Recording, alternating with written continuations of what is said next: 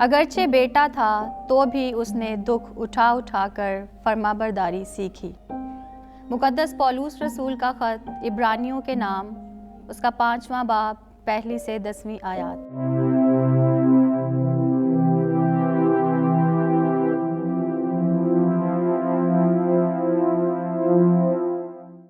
ऐ भाइयों, हर एक काहिने आज़म आदमियों में से मुंतखब होकर आदमियों ही की खातिर खुदा से मुतल्लिका बातों के लिए मुकर्रर किया जाता है, ताकि नज़रें और गुनाहों की कुर्बानियाँ गुज़राने।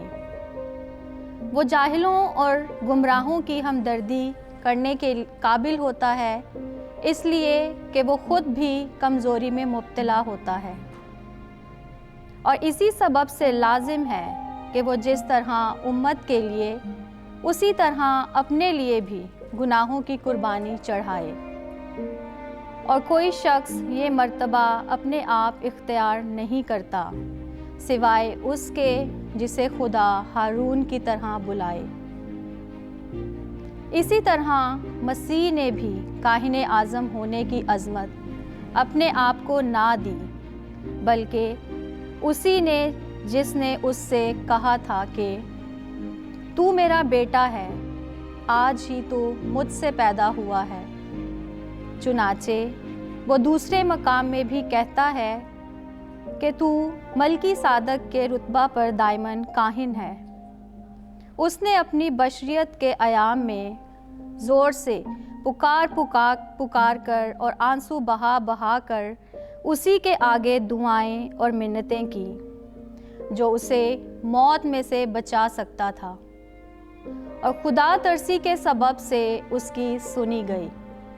और अगरचे बेटा था तो भी उसने दुख उठा उठा कर फरमाबरदारी सीखी, और तकमील तक पहुंचकर अपने सब फरमाबरदारों के लिए अब्दी निजात का बाइस ठहरा, और खुदा से मलकी सादक के रुतबा का काहिने आज़म कहलाया।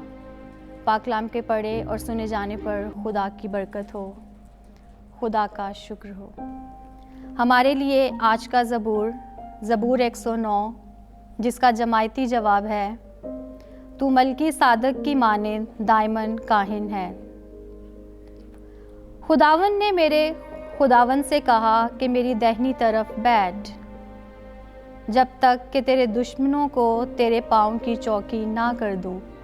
जमायती जवाब, तू मलकी सादक के मानिंद दायमन काहिन है।